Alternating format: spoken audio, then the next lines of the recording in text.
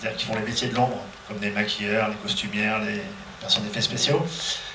Ce soir, comme on est dans le ciné-club, en accord avec Christophe, on voulait rendre hommage à une personne qui a travaillé sur ce film. Une personne pas tellement connue du grand public, mais qui, pour les aficionados comme nous, était quelqu'un de très important. Je vais parler de Benoît Lestan, qui était un génie du maquillage et des effets spéciaux. Benoît qui malheureusement a décidé de nous quitter il y a 2 ans. Et je vais laisser la parole à Christophe, qui a collaboré étroitement avec lui sur le Pacte des loups, justement. Et à Olivier Strecker, qui est un ami à moi, et qui a eu la chance de travailler aux côtés de Benoît, sur un film qui s'appelle L'homme au masque de cire de Sergio Stivaletti. Et ensuite, on passera un diaporama sur le travail de Benoît. Tous dans cette salle, vous avez vu un de ses films, au moins. Vous verrez, il a travaillé sur de très très gros succès français. Et c'était un mec passionné, passionnant pour ceux qui l'ont connu. Alors j'ai laissé la parole à Christophe et Olivier, je demande de nous rejoindre pour dire quelques mots sur Benoît.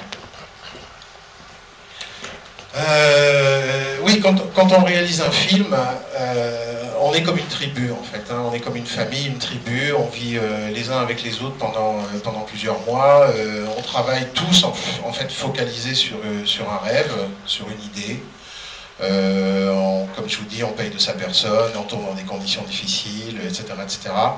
Et ce qui est toujours très bizarre pour moi, c'est quand une des personnes qui a participé à un de mes rêves, puisque chaque film que j'ai fait, j'ai essayé de faire quelque chose qui soit un rêve, disparaît. Et j'ai vu partir comme ça des gens importants, comme Jean-Yann, Bernard Fresson, etc.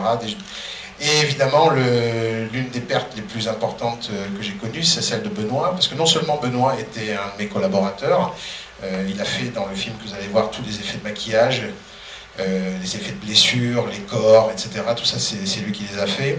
Mais c'était aussi un de mes meilleurs amis. Il faisait partie de mes 10 meilleurs amis. Et on a une habitude entre nous, c'est que tous les samedis on se retrouve dans le même restaurant à Paris, et donc Benoît était là. Donc ça fait 11 ans qu'on se retrouve tous les samedis au même endroit avec mes potes qui sont metteurs en scène, journalistes, scénaristes. Et Benoît faisait partie de notre bande, et Benoît a eu l'étrange idée il y a 2 ans de partir. C'était quelqu'un d'extrêmement amusant, de doué. Au niveau de son travail, c'était certainement un des plus doués, voire le plus doué en France au niveau des maquillages, d'effets spéciaux. La France n'a pas eu une vraie grande tradition des effets spéciaux, et encore moins des effets spéciaux de maquillage. Et Benoît était vraiment, à lui seul, comme je dirais, une sorte de prototype, un type comme ça, quelque chose qui peut-être n'aurait pas dû exister dans notre pays, en tout cas aujourd'hui. Il a fait un travail formidable, parfois un travail invisible. Vous avez comme il disait, vu certainement un de ses maquillages, parce qu'il n'a pas fait que des maquillages entre guillemets sanglants, il a fait aussi des maquillages de vieillissement, il a fait des choses qui sont parfois totalement invisibles. En tout cas, c'était quelqu'un de charmant, c'était quelqu'un d'extrêmement amusant. C'est ce qui nous a d'autant plus choqué quand il a décidé de partir. Voilà, mais comme je dis, le cinéma, c'est aussi la caravane, et la caravane passe, et parfois on laisse quelqu'un sur le bord du chemin. Donc voilà, ça a été pour nous une grande perte. Maintenant, je sais que toi tu vas parler aussi de son importance en tant que maquilleur. Alors Olivier a eu la chance de travailler aux côtés de Benoît, et surtout il l'a vu débuter à ses tout débuts, c'est ça Olivier?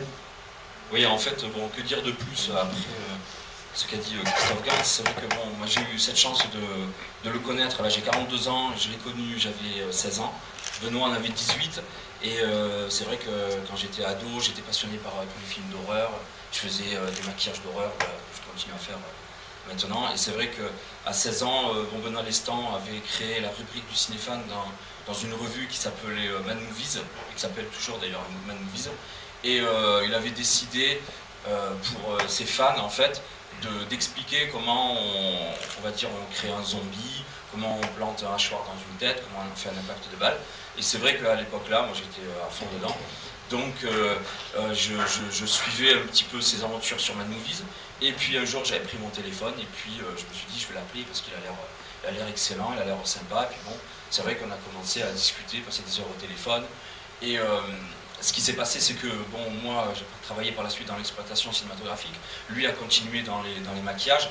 Et c'est vrai que son premier gros travail, il m'avait appelé ce jour-là en plus pour me dire ouais, tu devineras jamais ce qu'il m'a appelé et tout. Donc il a travaillé avec Mylène Farmer.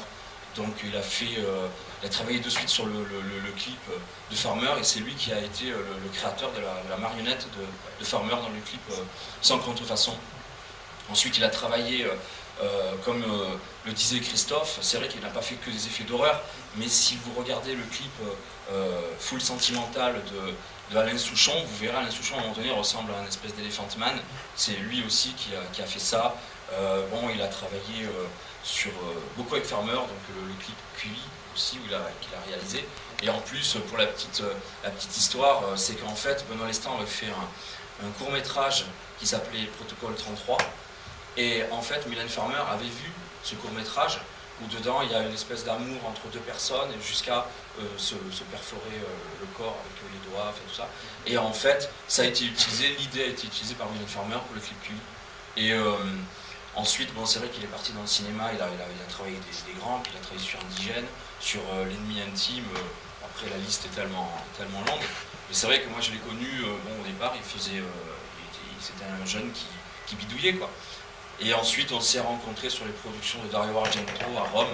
Et puis, bon, j'ai eu l'occasion de voir son travail. C'est vrai que c'est quelqu'un d'excellent, qui était super sympathique, et puis qui disait toujours, pour détendre l'atmosphère, n'importe quoi, des bêtises. Et, voilà, un gros blagueur Et puis bon, c'est vrai que voilà, il y a 2 ans, il a fait un autre choix. Et bon, il nous manque à tous, hein, de toute façon. Et puis voilà, pour moi, c'est une perte immense pour les maquillages au cinéma. Et je pense que c'est quelqu'un qui a réussi à faire parler du maquillage différemment. Et puis c'était bon, un des meilleurs, hein, pour moi. Voilà. Ok, merci. Alors c'est aussi ça le rôle du ciné-club, de mettre en avant certaines personnes qui ne sont pas forcément connues du grand public. Xavier, ici présent, a réalisé un petit clip hier soir, il est passé la nuit, pour rendre hommage à Benoît. Voilà, si vous pouvez couper la lumière, et après on passera à la projection du film.